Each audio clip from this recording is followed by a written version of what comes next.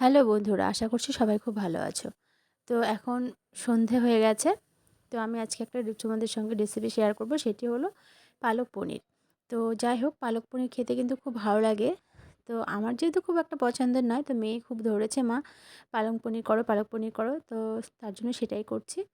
তো আমি পনিরটাকে ভেজে তুলে নিয়েছি। পনিরটা আমার ফ্রিজে ছিল, সেজন্য পনিরটাকে একটু গরম জল দিয়ে আর লবণ দিয়ে ধুয়ে নিয়েছি। আর পনিরটা খুব ভালো, খুব সফট।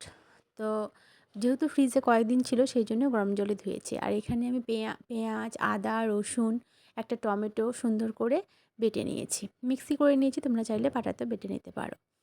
তারপর এটাকে মশলাতে কষিয়ে নেব সুন্দর করে। একটু তেল দিয়েছি। পালক পনিরে একটু তেলটা বেশি লাগে, যে মানে পালকের সঙ্গে তেলটা যদি একটু না ফুটে দেখা না যায় না, খেতে কিন্তু ভালো লাগে না।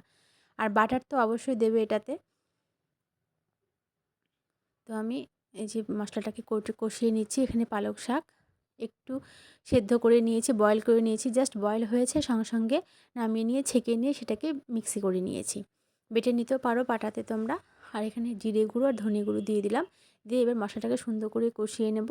আর দিয়ে দেবো লঙ্কার গুঁড়ো।